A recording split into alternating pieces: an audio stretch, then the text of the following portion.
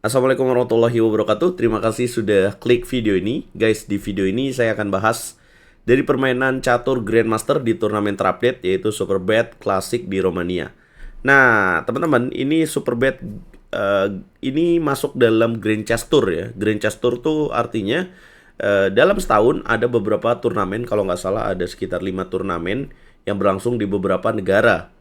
Dan Grandmaster mengikuti turnamen ini. Ada sistemnya catur kilat, ada sistemnya catur cepat, dan ada sistemnya catur klasik. Yang terakhir kemarin sistemnya catur kilat dan catur cepat.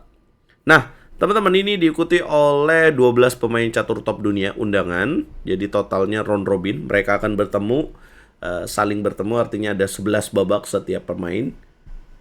Siapa yang jadi juara berdasarkan sistem Swiss ya, artinya dari 11 babak ini siapa yang poinnya paling banyak jadi juara. Total hadiahnya 350.000 US dollar. Saya akan bahas game yang menarik di babak pertama. Ini antara derby Derby Prancis nih, derby Ligue 1 ya, asik. Liga 1 Prancis. Alireza melawan Maxime Vachier-Lagrave. Alireza pegang bau putih. Jangan lupa di like dulu, share, dan di subscribe. Dan jangan lupa jadi langganan di YouTube RL Chess buat kalian yang pengen dapetin konten eksklusif dan pengen lebih jago main catur. Alireza mulai dengan langkah E4, dijawab Maxime Vachier-Lagrave, MVL, singkatannya C5. Kuda F3 dan E6. Tumben nih MVL nggak main pakai Nadrov ya, dia mainnya E6. Kemudian Alireza main dengan D3. Kemudian hitam D5, putih menteri E2. Nah, ini mengarah kepada pembukaan Sicilia tertutup nih. Menteri E2 French variation dalam pembukaan Sicilian defense. Kemudian hitam kuda F6, putih G3, hitam kuda C6, putih bishop ke petak G2, hitam bishop ke petak E7. Putih mainkan langkah A4 mencegah B5, hitam melanjutkan dengan B6. Kemudian putih lakukan pengamanan raja, hitam bishop ke petak B7. Putih bishop F4, hitam H6. Kemudian putih membalas dengan H4, mencegah G5. Kemudian hitam melanjutkan dengan rokade. 10 langkah awal. Kalau teori begini enak gak sih buat siapa gitu ya? Maksudnya kalau teman-teman mau pilih variasi ini bagus nggak? Ya bagus teman-teman. Pembukaan atau opening seperti ini cocok untuk kalian yang tidak suka menyerang di early game. Artinya kalian suka bermain dengan positional move dulu, dengan permainan yang slow, kemudian menyusun serangan, kemudian baru menyergap lawan. Ini cocok banget teman-teman. Tapi juga ini bagusnya ya kalian tidak mudah untuk dikalahkan ya dengan permainan seperti ini sebagai pemain putih gitu teman-teman. Setelah langkah rokade, nah ini langkah wajib kalau bermain bangunan seperti ini ya sebagai pemain putih, yaitu E5. Kenapa? Karena biasanya putih akan fokus untuk menyerang di sayap raja. Jadi dia menghindari pertukaran untuk terbuka di sayap menterinya. Jadi supaya putihnya benar-benar fokus di sayap raja guys. E5 kemudian kuda ke petak K7, putih C3. Selain itu juga untuk remove kuda menjaga petak F6 ya teman-teman ya. Kemudian menteri ke petak D7. Putih benteng E1, hitam benteng A ke petak E8, putih kuda BD2, dan hitam F5. Nah, end passen dilakukan karena ada kelemahan pada petak F6, kemudian petak E6 maksud saya, kemudian bishop makan, putih bishop A3, ancam E6, dan hitam mainkan langkah G5. Nah, putih makan lagi. Kalau putih langsung makan sini, rugi ya teman-teman ya. Jadi kalau menukar seperti ini, mungkin teman-teman sudah lihat ya. Yang rugi siapa? Yang rugi putih. Karena ini ibaratnya satu benteng ditukar dengan sepasang gajah. Jadi putih belum melakukan itu. Putih memilih bishop ke petak E5. Menteri ke petak G7. Pertukaran bishop terjadi. Dimakan lagi dengan rook oleh hitam. Dan putih kuda H2. Tapi kita sudah lihat weaknesses dari hitam. Kelemahan dari hitam adalah pion di petak E6 ini teman-teman. Benteng H6 dimainkan. Bishop ke petak G2. Kemudian kuda ke petak F6. Kuda naik ke petak G4. Pertukaran kuda terjadi, makan lagi dengan queen, kemudian kuda ke petak E5, putih balik lagi dengan queen ke petak E2, hitam kuda C6. Nah, ini menarik juga ya, bishop pion di petak D5 bisa dimakan dengan bishop. Kenapa putih nggak lakukan ini? Karena putih kuda ke petak F1, milih langkah berikutnya. Jika bishop makan pion di petak D5, maka hitam akan menjawab dengan langkah kuda D4 guys. Jadi, ancam balik. Apabila dimakan kudanya, maka bishop D5. Nah, ini bahaya. Ancaman checkmate pada petak H1. Jadi, kadang-kadang jika teman-teman penasaran atau terlewat analisa dari real chess, silakan aja untuk pause videonya dan tebak kenapa ya nggak dimainin langkah bishop D5. Nah, yang perlu untuk lebih dipahami, jika kita menganalisa permainan dari seorang grandmaster, mereka pasti sudah berpikir apa yang akan terjadi beberapa langkah kemudian gitu. Jadi mikirnya udah pasti lebih dari 3 langkah ke depan. Kuda C6, putih kuda ke petak F1, hitam dorong G4, putih dorong A5. Ini menarik banget nih, memberikan pion ya. Apabila dimakan gimana tuh? Maka putih akan kuda E3. Jadi sebagai pion racun aja teman-teman, supaya kudanya tidak bisa menjaga pion di petak G4 ya. Apabila benteng ke petak G6, maka kuda ke petak D5. Gitu maunya.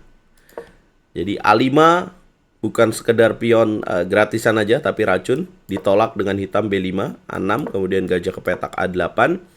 Putih benteng A ke petak D1, hitam benteng F8. Kemudian putih kuda H2, benteng G6. Kemudian menteri ke petak D2, hitam mainkan langkah salah, kuda B8. Harusnya D4. Ya, coba manuver sebenarnya. Putih langsung D4 ya, untuk makin membuat gajah hitam semakin pasif. D4, C4. Benteng A1 dipilih, bukan langkah yang tepat, harusnya benteng E3. Tapi sepertinya ingin mengancam dan menjaga pion di petak A6.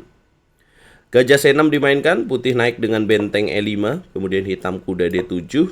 Kemudian putih benteng H5, hitam kuda F6. Langkah ke-35, benteng mundur ke petak H4, mengunci pion G4. Kemudian bishop ke petak D7 dimainkan hitam. Putih rook ke petak E1, hitam bishop ke petak C8. Putih kuda F1. Pion dikasih, tapi pion E6 juga jatuh. Sekarang incaran dari putih adalah pion di petak G4 ini, teman-teman. Kemudian hitam rook ke petak G5. Putih rook ke petak E5, menawarkan pertukaran. Jelas nggak mau, karena nanti pionnya lemah ya. Apabila terjadi pertukaran seperti ini, kuda ke petak D7, maka ada bishop ke petak D5. Apabila dimakan, maka ada queen makan pion. Apabila rook tutup, E6. Menteri tutup pun E6. Itulah bahayanya, teman-teman. Maka rook mundur ke petak G6, putih kuda ke petak E3. Kemudian hitam raja ke petak F7, mulai panik. Kemudian menteri ke petak E2, langkah ke-40, benteng ke petak E8. Putih mainkan langkah menarik, coba membongkar dengan B3. Hitam melakukan kesalahan dengan bishop makan pion A6. Ya, harusnya di sini adalah bishop D7 ya. Bishop ke petak A6. Apa yang salah, guys? Ya, pion makan pion C4 dianggap melewatkan taktik, kemudian dimakan lagi dan baru mainkan langkah menteri ke petak A2. Harusnya pada posisi bishop di petak A6 ya bisa langsung menteri ke petak A2 ya. Dapetin petak A7. Tapi Alireza sepertinya melihat peluang lain, yaitu baru diancam menteri A2, bishop ke petak C8. Dan coba tebak langkah brilian yang dimainkan oleh putih pada posisi ini, guys. Ya, putih menemukan langkah brilian yaitu Sacrifice Knight. Makan lagi, pakai pion. Menteri makan A7, skak. Kemudian gajah ke petak D7. Gajah makan pion D5, skak. Kuda makan bishop. Kemudian menteri makan D7. Kemudian kuda menutup, rook F5 skak. Kemudian rook F6 menutup. Dan satu lagi langkah brilian, coba temukan, guys. Sacrifice rook pada petak G4. Apabila dimakan, makan F6, queen akan jatuh. Kemudian menteri ke petak H8, rook makan rook, dimakan lagi. Dan benteng ke petak H4. Hitam menyerah. Karena jika dilanjutkan, apabila menteri ke petak G7, queen pastinya akan jatuh. Atau benteng F4, raja ke petak G5. Ada benteng G4, queen akan jatuh. Apabila menteri ke petak G8, maka rook F4. King ke petak G7, maka rook ke petak G4, menteri akan jatuh. Nah, kesalahan dari hitam di mana? Menurut saya sih kuda ke petak B2 dan kemudian F5 ya. Ini titik awal kesalahan dari hitam. Kenapa? Karena setelah pertukaran end pasen ini, maka pion E6-nya jadi weaknesses yang selalu diancam oleh putih. Jadi kalau kita main sama Grandmaster Super, satu kelemahan aja itu akan diincar terus sampai kita menyerah. Nah, itulah kelebihan dari seorang Grandmaster. Harusnya ada pilihan lain, yaitu bishop ke petak A6 yang lebih menarik untuk dimainkan. Walaupun setelah F5 masih bisa survive, tapi F5 ini menyebabkan kelemahan yang terus diincar oleh putih. Menurut aku sih poinnya di situ, guys.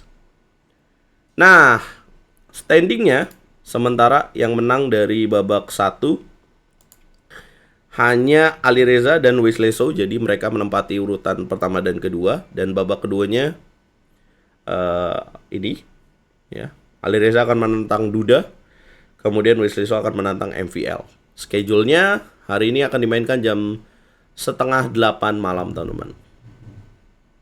Semoga nanti kita bisa live bareng ya, tapi nggak ada Magnus nih. Apa komentar kalian? Jangan lupa bantu video ini viral dengan cara like, share, komen, dan subscribe. Alireza nih, bos. Oh ya, akurasinya berapa tadi ya? Lebih dari 90%, guys. Akurasi dari Alireza 93,5%, hitam 87,6%.